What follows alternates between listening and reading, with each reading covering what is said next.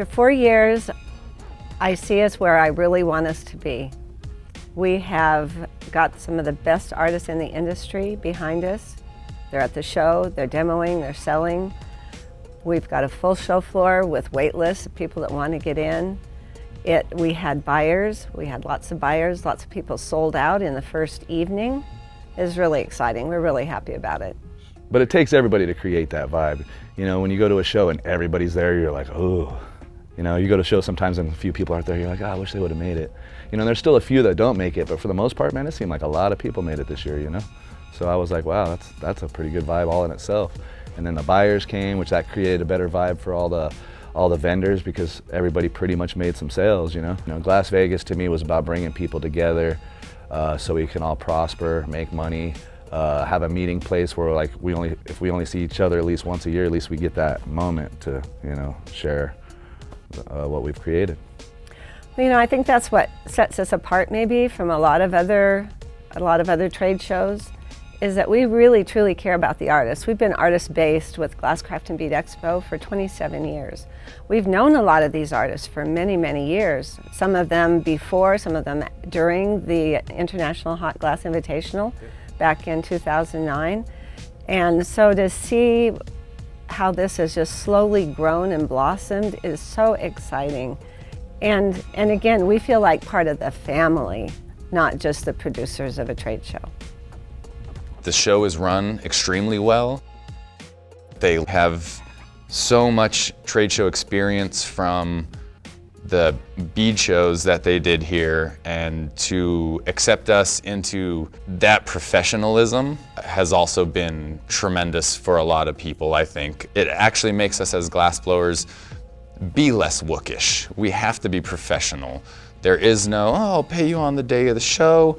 You know, it's like there's so many people waiting in line to get into this show that you have to be on top of your game, and it's good. That's good for business. That's good for growth for everybody.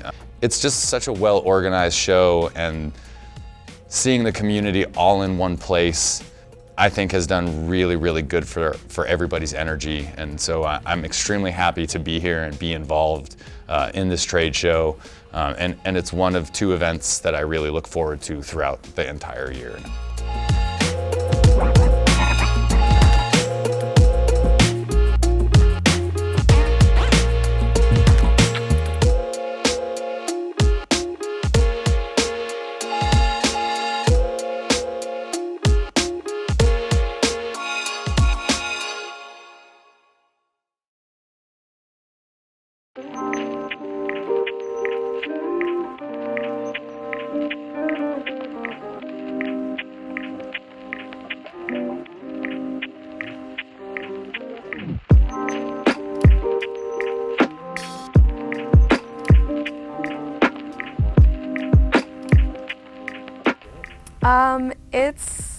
It's definitely a lot of mixed emotions.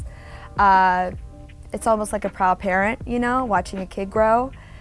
You know, I remember our first year, we were, you know, struggling and fighting just to get our name out there. You know, a lot of people kind of dismissed us. We had a lot of huge supporters, so it was mixed. We were just trying to get people in. Now people are fighting to get into our show. You know, all of the work, you know, blood, sweat, and tears that you've put in over the years shows, you know, that the senior year shows, you know. It's like, you know, in high school, you compare yourself from freshman year to senior, you grow, you know, and just the amount of people from going from, you know, just events, you know, to exhibitors to family. It's really, you grow to be family. So it's been a pleasure. It's been a pleasure seeing it, this baby become an adult kind of thing. I have seen tremendous growth in it over the 3 years that I've done it. And I feel like with the energy that this show has, this is going to be the trade show of the year to do. So I can only see it getting bigger and better, and as long as, you know, we do our part not to sticker up the fucking hotel and they welcome us back, we'll be okay. Yeah, so. Las Vegas is pretty unique from an artist standpoint. Everybody's super excited. It's like a giant family reunion. Everybody gets together. It's the first show of the year that everyone's kind of here. So there's a lot of excitement about that for sure. I like the energy and I really like the buyers. I like the excitement that is brought about from the community. You guys do really well on your social media and that front. So that's probably what will keep me coming back, is good sales and a good time. The backyard. Oh, the backyard's the best spot in the whole show, in my opinion. Go get some fresh air and alter your vibrations a bit. Yeah, no, the artwork is fantastic. I got to watch a lot of it being done too, which was really cool. I really like watching other artists. We want to make sure that there's points of interest scattered around the entire floor so that all the artists get some attention. The floors get pretty big this year, and if we don't have points of interest to pull people all the way through the entire floor, somebody could get a lot less traffic. So that is our main purpose. Plus, we don't want just a boring, sterile trade show. I just can't see glass ever being boring and sterile, and we don't want the trade show to reflect, the industry anything than what it is. Really, really interesting, upbeat, fun, all of those things combined.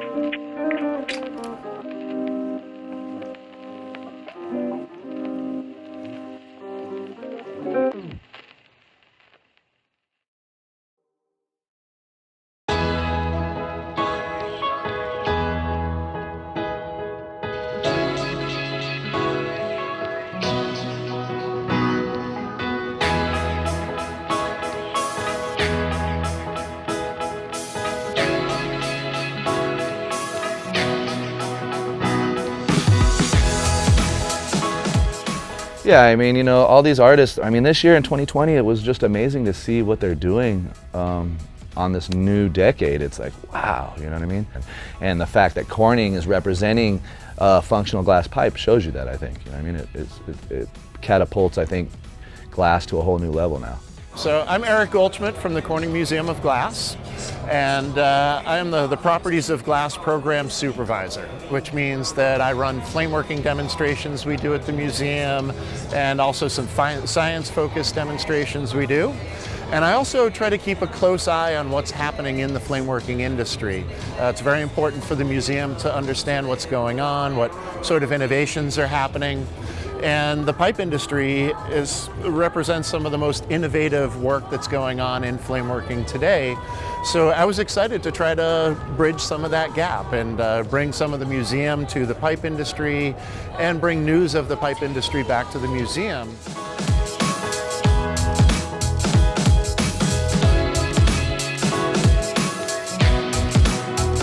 Just want to continue this awesome freight train that's happening right now, and continue to evolve and grow the Injured Artist Fund into something even more than what it is, and just to continue our culture, because it's so important. If we don't foster it and pay attention to it and love it and grow it, then it just, it'll go away.